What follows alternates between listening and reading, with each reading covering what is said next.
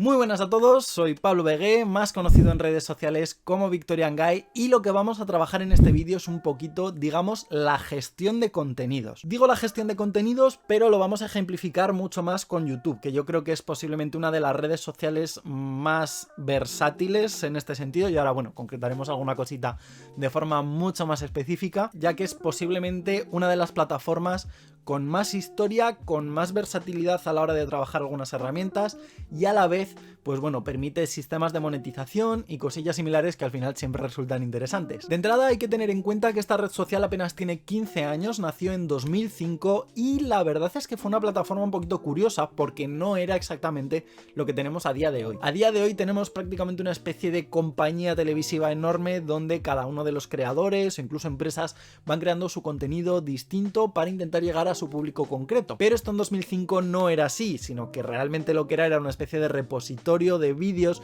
para que tú los tuvieras y pudieras enseñárselos pues a tu familia, a tus amigos, en fin. De hecho, posiblemente el primer vídeo que se subió sea el mejor ejemplo que existe, que era del propio creador junto a un avestruz en una especie de parque natural. Esto evidentemente fue creciendo poco a poco y apenas 5 años después, alrededor de 2010, empezaron a surgir, sobre todo en contexto norteamericano, los primeros youtubers, vamos a entrecomillarlo mucho, pero vamos a decir profesionales. Era gente que ya empezaba a tener una base de seguidores, que bueno, los vídeos que creaban no era simplemente un vídeo que subían, sino que ya había algo más elaborado, aunque en parte tampoco es que fuera una cosa muy loca, porque al final la gente podía subir su propio vídeo en su propia web. Pero bueno, esto fue escalando, en 2013 ya empezamos a tener algo mucho más consolidado y de hecho la gente empieza a preocuparse por, digamos, esa estructura del youtuber. De hecho, para que veáis esto como en perspectiva, os voy a hablar un poquito de estadísticas en cuanto a búsquedas relacionadas con cómo ser youtuber, cómo subir un vídeo a YouTube, cómo monetizar mis vídeos. En 2013 teníamos alrededor de unos 10 millones de visitas diarias a preguntas o consultas o webs o posts de blogs, en fin, contenido relacionado con este tipo de dudas. Apenas un año después esto ya se había doblado, en 2014 rozamos los 20 millones, pero es que en 2015 ya hemos superado los 50 y en 2016 hemos superado los 75 millones de búsquedas diarias relacionadas con esta plataforma. Desde entonces más o menos la cosa ha sido estable porque bueno, pues al final la gente también tiene vida, no todo el mundo busca dedicarse a YouTube, pero bueno, es una forma de verlo en perspectiva, como digo, para que veáis este crecimiento exponencial que ha tenido toda la plataforma y el interés que ha suscitado en la gente. Pero ¿qué sucede con esto? Que en 2017 empieza todo a decaer un poco y empieza todo a tambalearse ese sistema económico, esa monetización de los vídeos que existía, como os comentaba antes, esa forma de negocio para mucha gente, se encuentra con una primera traba a través del youtuber PewDiePie, que es, creo, si no recuerdo mal, y juraría que nadie la ha superado, el youtuber con más suscriptores de todo el mundo y que en aquel momento había superado los 50 millones de suscriptores. Era una persona con muchísimos patrocinios detrás, pero de repente se le ocurre la genial idea en la que paga X cantidad a gente para salir en uno de sus vídeos haciendo chorradas y bueno, digamos que una de estas chorradas tenía unos matices racistas que al salir en su vídeo hizo que cundiera el pánico. Hizo que cundiera el pánico porque aunque tenía un matiz cómico, al final no dejaba de ser un trasfondo racista. Esto, como podéis intuir, va a tener una repercusión enorme porque muchísimas empresas que había detrás de este youtuber, entre ellas, por mencionar a una en concreto, Disney, que ya os podéis imaginar el volumen de gente, de dinero y de cuestiones que maneja, decidió no relacionar su marca con este tipo de contenido y por lo cual se salieron, por lo cual este hombre perdió un gran patrocinio y todo lo que implicaba a nivel económico. De hecho, esto se vio reforzado muy poquito después cuando en este mismo año, 2017, unos terroristas suben un vídeo pidiendo el rescate por un periodista. ¿Qué sucede con todo esto? Que después de X suscriptores y después de X horas de visualización, los vídeos se monetizaban de forma automática. Si no recuerdo mal, era la empresa de coches Ford la que aparecía publicitada en este vídeo, que por tanto no quería vincular su imagen de marca a lo que era, pues bueno, una cuestión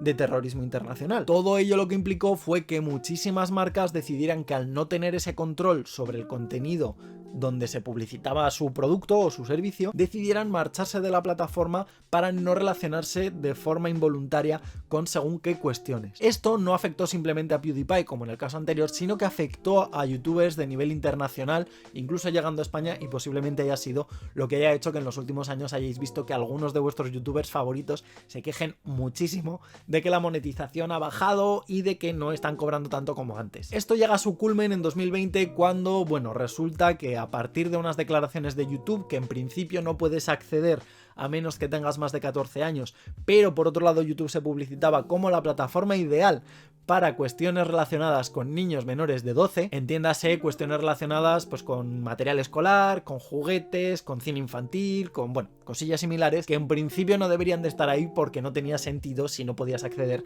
a menos que tuvieras 14 años, en fin, una cosa muy enrevesada. Llevo a lo que era por un lado lo que es la implantación de la ley COPPA, un acto, una promulgación que se hizo en Estados Unidos con el intento de proteger el contenido destinado a niños, a menores en este caso de 14 años. Esto evidentemente hizo que se pusieran muchos parámetros para la creación de contenidos donde, bueno, pues temáticas infantiles, series animadas,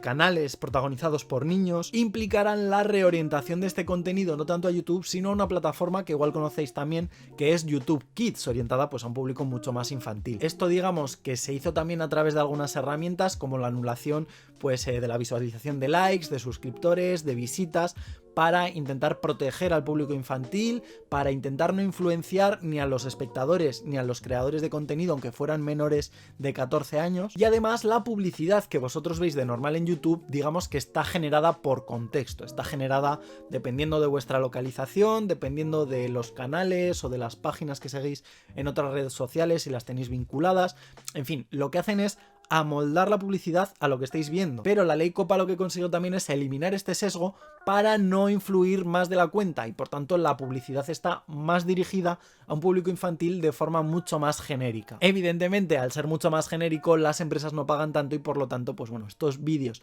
orientados a YouTube Kids monetizan, no sé si peor, pero bueno, sí un poquito por debajo de lo que se conoce como el CPM, que así a modo de inciso, el CPM digamos que es el coste medio por clic que normalmente cobra un youtuber cuando accedes a ver los anuncios que te están mostrando. Esta cosa que siempre les preguntan cuánto cobran los youtubers y ellos siempre dicen depende porque depende de muchas cosas. Eso. Sin embargo, YouTube también con esto lo que ha hecho ha sido facilitar herramientas para ganarse la confianza de los creadores de contenidos dentro de la plataforma. Y es que una vez que subes el vídeo, sí que es cierto que te dan cierta facilidad para incluir algunas cuestiones que pueden ayudar a la monetización, como si incluye palabras malsonantes, si incluye temas de violencia, si hablas de sexo o de sexualidad como un concepto muy genérico, incluso, pues bueno, si está orientado a un público infantil. De esta forma lo que hace YouTube es coger tu vídeo y digamos catalogarlo mucho mejor para incluir publicidad de marcas que quieren estar asociadas a ese tipo de contenido o que no les molestan determinados enfoques sobre algunos temas concretos. Esto poco a poco, si tú vas trabajando de forma habitual y vas indicando todas estas cosas, YouTube digamos que te da un poquito más de manga ancha para que trabajes libremente con el contenido que les estás facilitando. Y con esto es con lo que vamos a trabajar, con los distintos enfoques que puede haber respecto a contenido no tanto a lo mejor más cotidiano o más chorrillas, sino bueno, desde un punto de vista